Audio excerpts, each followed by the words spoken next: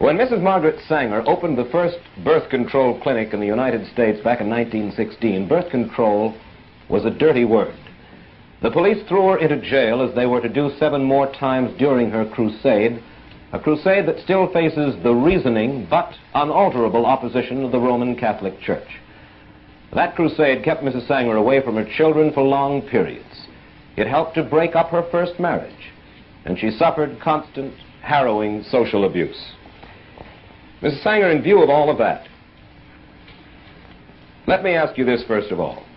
Why did you do it? I realize that you had an intellectual conviction that birth control was a boon to mankind, but I'm sure that others have that conviction too. And so what I'd like to know is this. What events, what emotions in your life made Margaret Sanger a crusader for birth control?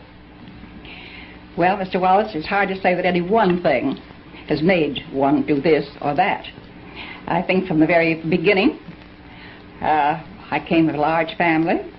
My mother died young, 11 children. That made an impression on me as a child. I was a trained nurse, went among the people.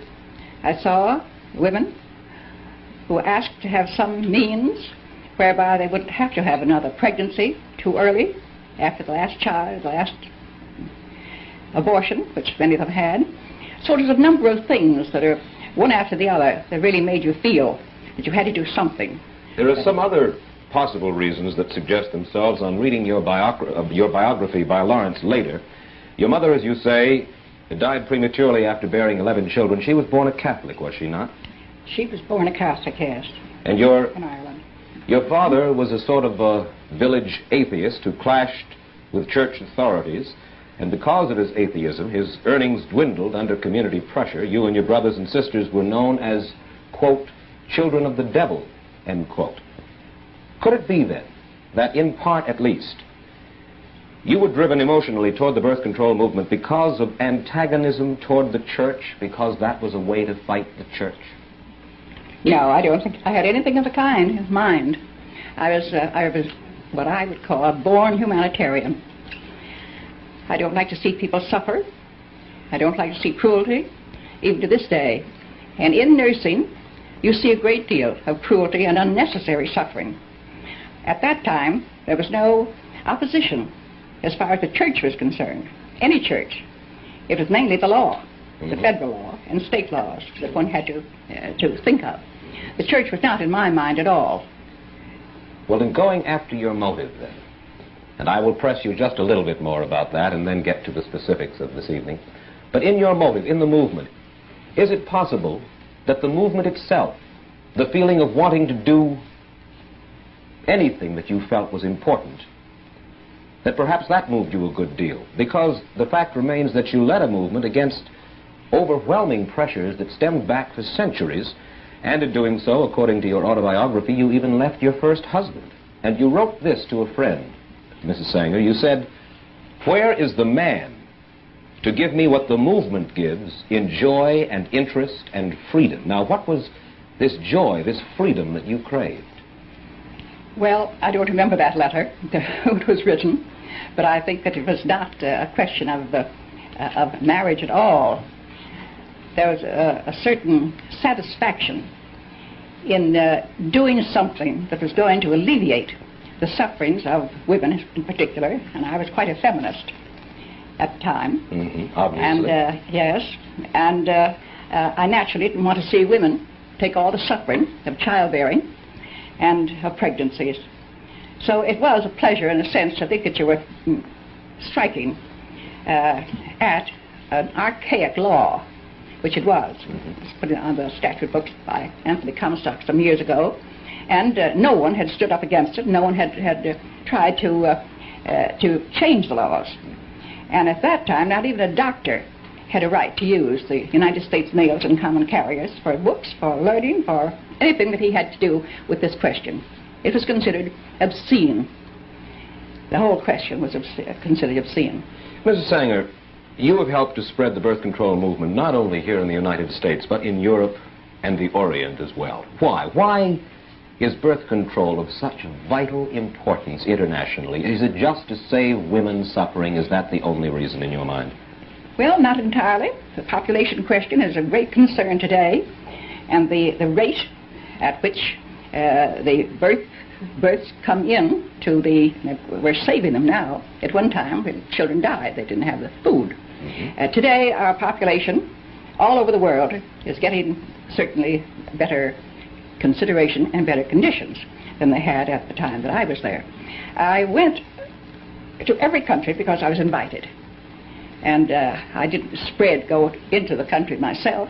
I was invited to go to Japan and to speak there, to have 8 lectures on the question of birth control and peace.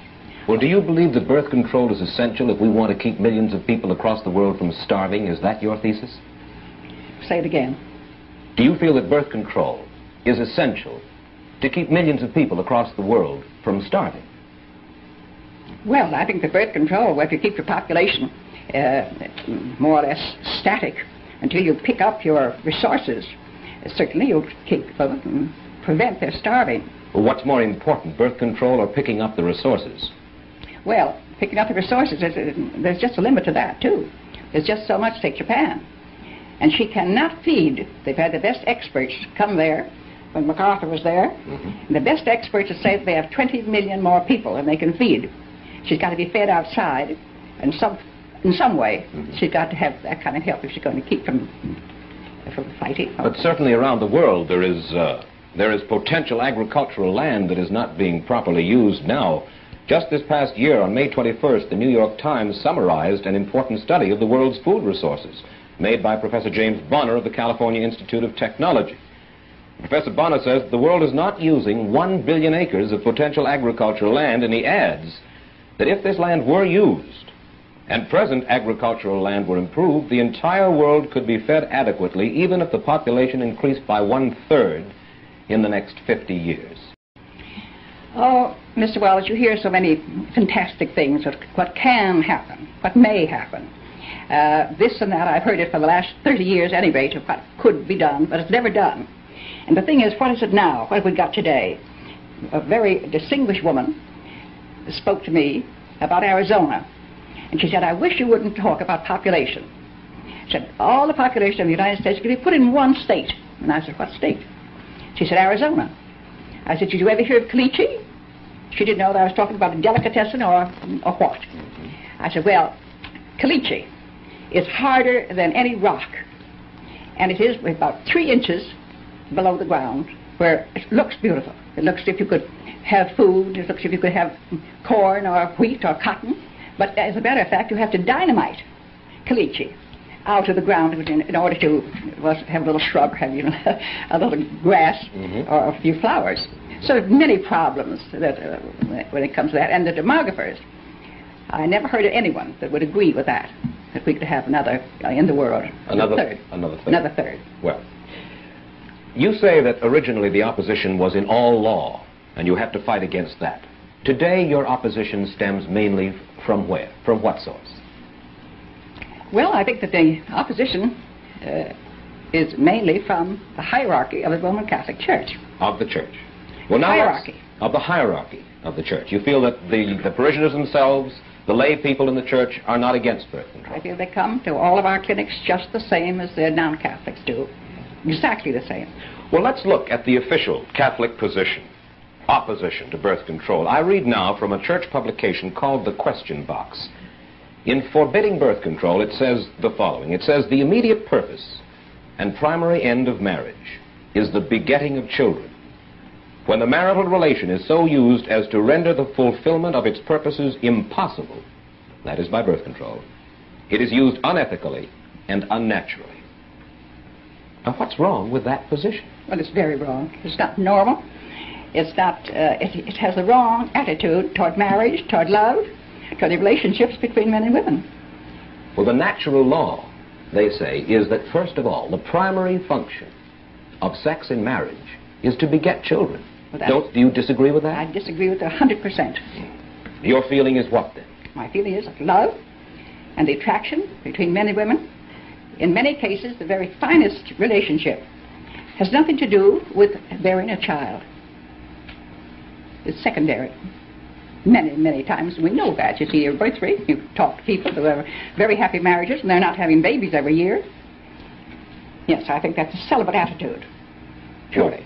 A celibate attitude, but you agree that Catholicism, according to the tenets of Catholicism, they rule that birth control violates not only the Church's position, it isn't the Church's position, but they say that it violates a natural law, as I have just explained. Therefore, birth control is a sin, no matter who practices it. Now, the violation of the natural law, according, you certainly can take no issue with the natural law as the hierarchy of the Catholic Church regards it. Well, I certainly do take issue with it. I think it's untrue, and I think it's unnatural. Well, let me ask you... Everything bears it out that it's an unnatural attitude to take. And how do they know? I mean, after all, they're celibates. They don't know love. They don't know marriage. They know nothing about bringing up children or any of the marriage problems of life. And yet they speak to people as if they were God. Let me ask you this question. Suppose a healthy, a well-to-do couple decide for some reason never to have children, use birth control all their lives. Would you say that your methods are being misused, Mrs. Sanger? Now, if they were intelligent people and they had some reason for thinking of children as a responsibility, or some disease that they might have that they wouldn't like to pass on to a child, and I think it would be a very unselfish attitude for them to take if there is a disease. No, I say a healthy, well-to-do couple. A couple that just doesn't want children, and for that reason they use birth control all the way. Well, do you think that that is a misuse of your methods? I don't think it's a misuse. I think it's, if they're intelligent adults, but they must know what they want. They must manage their lives themselves. And certainly there's nothing in birth control than there is in other things that you might deny yourself. I've asked you your motives a little while ago at the beginning of the program, your motives in working for birth control as hard as you have for as many years as you have. You reject the principal Catholic argument against birth control as being totally invalid. What do you think is the reason, the motive of the Church in forbidding birth control? You'd have to ask a Catholic that. I couldn't say what their motive is. Well, you couldn't say officially what their motive is, but you certainly must have an opinion about it, Mrs. Sanger. Well, I don't have much to do with the hierarchy. And I know that the people that come to our organization and want to have the same methods, or whatever it is that one can have to prevent a pregnancy, that those women will say to us, we ask their religion very often, and they say, I am a Catholic, I was raised in the Catholic Church, and my church is wrong on this. This is the one thing. I will never be anything else, but my church is wrong on this one thing. And that is said over and over and over again. So what the motive is. But you won't hazard a guess. I don't care to. Thank you. May I ask you why? Now, I know that in private and actually in public discussions, I think, prior to this time, you have been willing to state your understanding of what the motives of the Church are, and now you would rather remain silent. May I ask you why? Well, simply because I don't think that the Church has changed in its attitude. Some of the hierarchy have changed their attitude. You can't say the same thing that you might have said a year ago or 2 years ago as to your belief or as to your opinion. Mm-hmm. And when have you heard it said that the reason that the Church is against birth control is because they want more Catholics? I've read it. Do you believe it? Well, if you read their papers, where they point out Boston, that's what has happened in Boston and Massachusetts. Mm-hmm. They have simply outbred the Protestants, and they've in Boston and Massachusetts they have control. I've read that in their own papers. I see. Of course, the Church's answer, and I read now from a pamphlet published by the Redemptorist Fathers in Missouri, says as follows. It says that point of view about wanting more Catholics is nonsense. Quote, the Catholic Church does not command Catholic husbands and wives to have even one child. The Church considers it more than normally meritorious for them to have no children if they mutually and perpetually give up the use of the marriage rite for the love of God. All right. I don't quote what they do, so I think that the question in my mind is that they do and order their own people to do as they wish.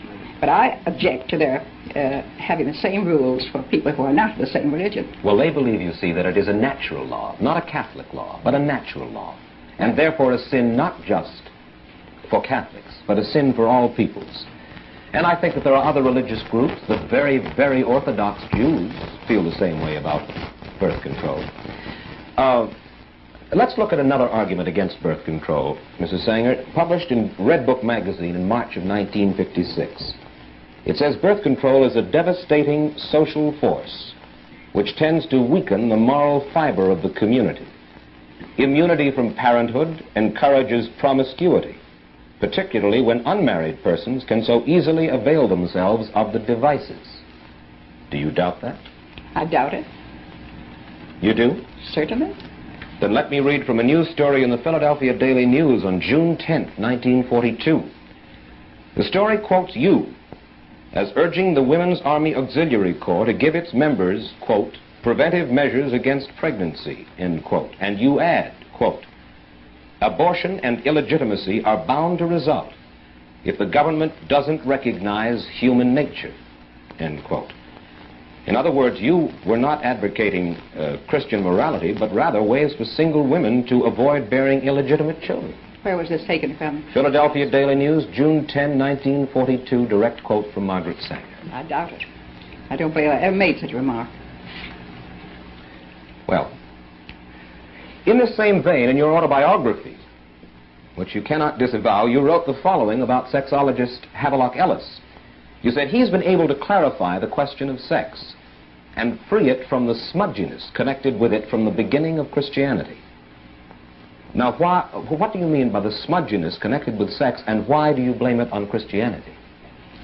Well, there's many reasons, of course, to say that we have more records of it from the dawn of Christianity.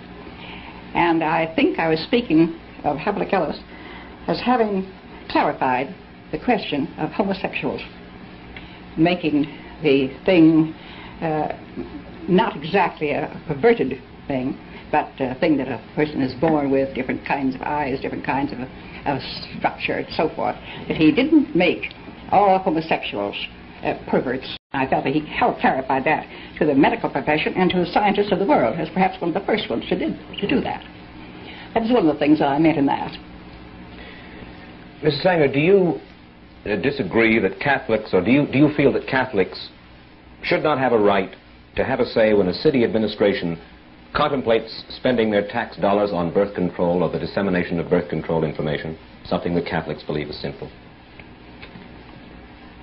If they have a right to say what they... Do you feel that they don't have a right to have a say when a city administration contemplates spending their tax dollars on birth control? For instance, here in New York, Catholics comprise about 45% of our population. They're the largest single group. Well, don't you think they should have the democratic right to lobby against having their money spent, their tax money spent, for something that they consider evil? Well, I suppose they have a right. They certainly do it. But so have the others. They're only 45% of the population. That is not the majority. But they have a right to get up and... Certainly. I'd have no objection to their having them say that, but I think we could have the same right. I say we, I mean non-Catholics. Well, of course, this is a little bit at variance with something that you told our reporter earlier this week. You said earlier this week, it's not only wrong, it should be made illegal for any religious group to prohibit dissemination of birth control, even among its own members. In other words, you would like to see the government legislate religious beliefs in a certain sense. Where these strange things come to, that I said them, is what I should like to know when. Well, now, you know that my reporter spent a good deal of time with you. He's a very accurate young man. Yes. And this is a specific quote. Well, I don't think I said it quite that way. What are your religious beliefs, Mrs. Sanger? Do you believe in a God in the sense of a divine being who rewards or punishes people after death? Well, I have a different attitude about the divine. I feel that we have divinity within us, and the more we express the good part of our lives, the more the divine within us expresses itself. I suppose I would call myself an Episcopalian by religion, and there's many other. If you've traveled around the world, you get quite a bit of the feeling of all religions have so much alike in the divine part of our own being. Mm-hmm. And I suppose you just couldn't put that in a book, or you couldn't put it into a phrase or a sentence. Do you believe in sin? When I say believe, I don't mean believe in committing sin. Do you believe there is such a thing as sin? Well, I think the greatest sin in the world is bringing children into the world that have disease from their parents, that have no chance in the world to be a human being, practically. Delinquents, prisoners, all sorts of things just marked when they're born. That, to me, is the greatest sin that people can commit. But sin in the ordinary sense that we regard it, do you believe or do you not believe? Well, what would they be? Do you believe that infidelity is a sin? Well, I'm not going to specify what I think is sin. I've stated what I think is the worst sin. Yes, but then you asked me to say what, and I said what, and you refused to answer me? Yes, I don't know about infidelity. It has so many personalities to it, and what a person's own belief is. I couldn't generalize any of those things as being sin. Murder is a sin. Well, that's naturally a thing. Murder is whether it's a sin or not, it's a terrible act. In just a moment, Mrs. Sanger, I'd like to ask you about another social problem here in the United States, divorce. Nearly 400,000 couples get divorced in this country each year. And I'd like to get your views on the cause and possible prevention of this problem. We'll get Mrs. Sanger's answer to that question in just 60 seconds. Now then, Mrs. Sanger, there are nearly 400,000 divorces or annulments in America each year. What, and this is hard to do in the short time, of course, that we have, what would you recommend to cut down our divorce rate? Well, as a great many of our clinics are including in the work that they do in birth control clinics, having marriage counseling. So when the woman or the man come and complain of their marriage on the skids, we invite them to come and have special talks with some of our psychiatrists or others who are making a study of that all over the country, where we have about 500 clinics. They almost all include marriage counseling and marriage erection. May I ask you this? Could it be that women in the United States have become too independent, that they've followed the lead of women like Margaret Sanger by neglecting family life for a career? Let me quote from your biography describing your second marriage to Noah Slee. Quote, "In New York, Mrs. Sanger maintained every clause of their compact of independence. They had separate apartments, they telephoned each other for dinner or theater engagements, or passed notes back and forth." Would you call this a sound formula for marriage, Mrs. Sanger? Different people, yes. It certainly was for me and for my husband. We had a very happy marriage consulting. He had different friends than I had, and I don't believe in forcing. After all, we were two adults, and forcing your friends on another person who may have an entirely different outlook. It worked out very well. I know that it did. You have two sons. One final question. You have two sons. How many children have they? Would you like to see them? I would indeed. As well as How many children? 6 in this family? 5 boys and a girl in that family. And in the other family? 2 girls. 2 girls. Miss Sanger, I thank you so much for taking time out and coming and talking to us here this evening.